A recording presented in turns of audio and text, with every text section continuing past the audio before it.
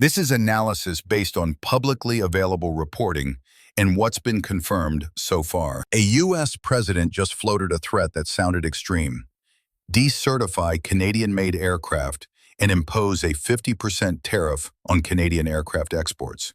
And then, almost immediately, his own team started walking it back. According to Reuters, a White House official clarified he wasn't suggesting grounding planes currently in service. That isn't strength. It's a signal that the room to maneuver was smaller than the rhetoric. So here's the question.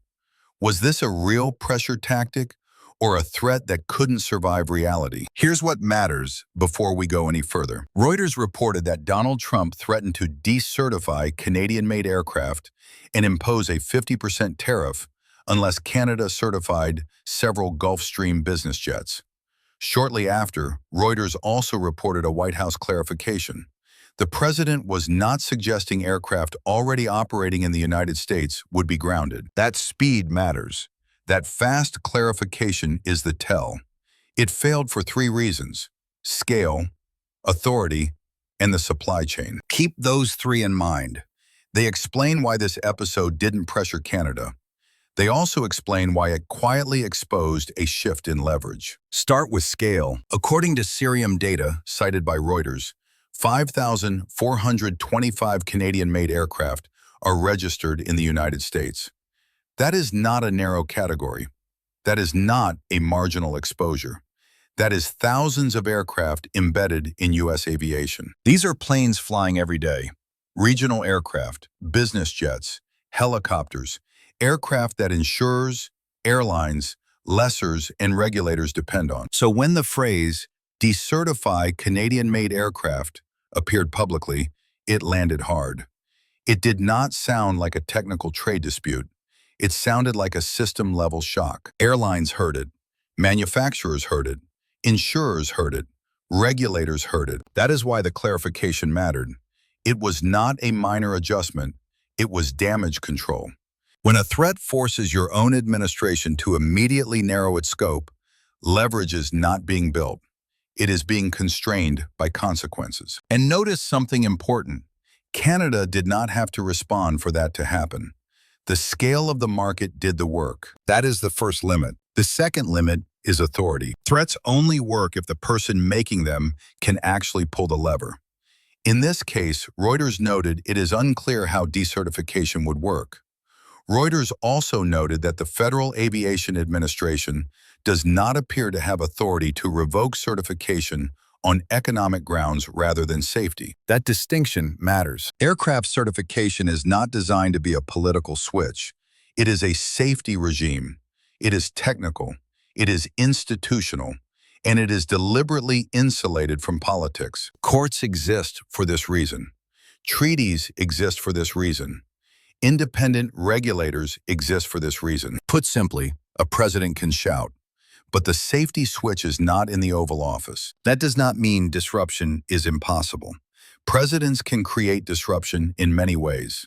But politicizing safety certification runs straight into institutional resistance.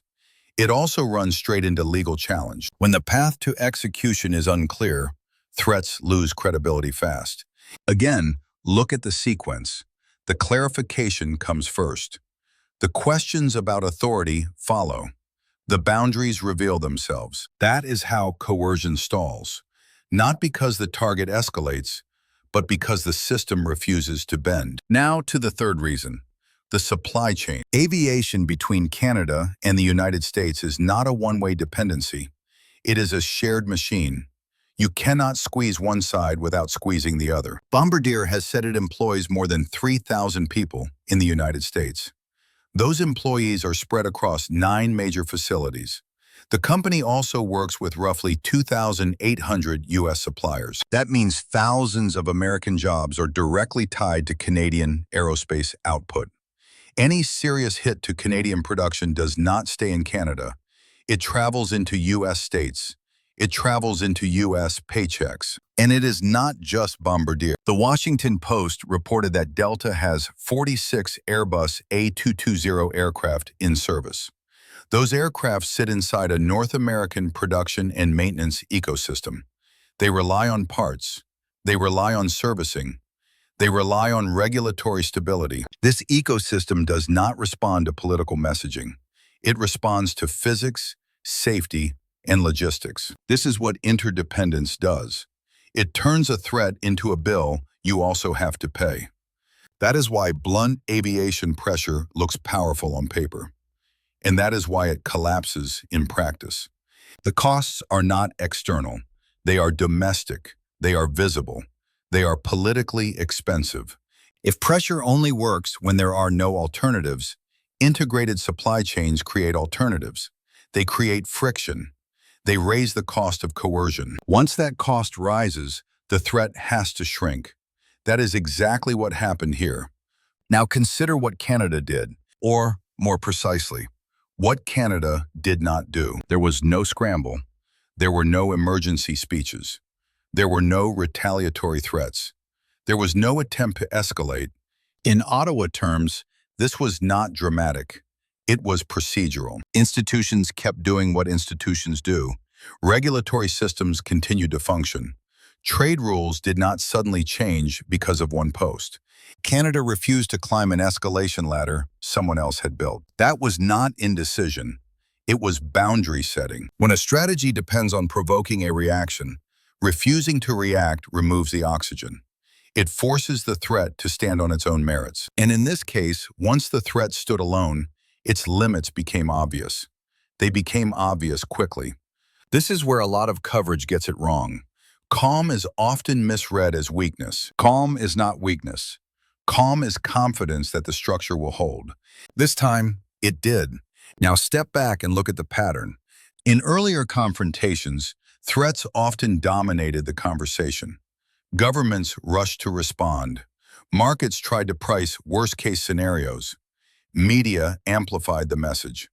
The threat became the center of gravity. This time, the order flipped. A major threat was issued. Then, according to Reuters, it was narrowed almost immediately. Reporting highlighted institutional limits. The scale of disruption became the story. The interdependence became the story. The costs became the story. That reversal matters. It means the threat did not control the narrative. And when threats stop controlling the narrative, they lose force over time. Authority without trust is ineffective. Coercion without credible follow-through becomes noise. Watch the next threat carefully. Does it come with a mechanism, or does it come with volume? Because leverage accumulates when you can impose costs at low risk to yourself. In aviation, the risk to the U.S. side is not low. It is immediate.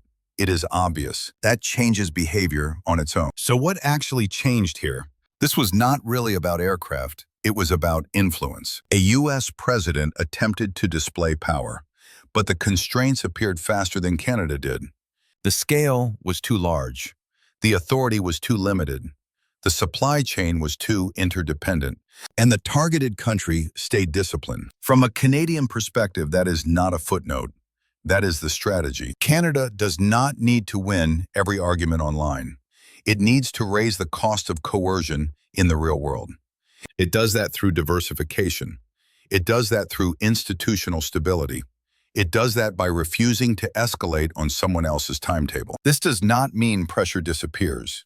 It means pressure has to clear a higher bar. Trump will almost certainly issue more threats. That pattern is unlikely to change. But after this episode, each threat has to answer two questions before it carries weight. Can it actually be executed? And can it be executed without hurting the United States more than Canada? Because from here, pressure just got more expensive.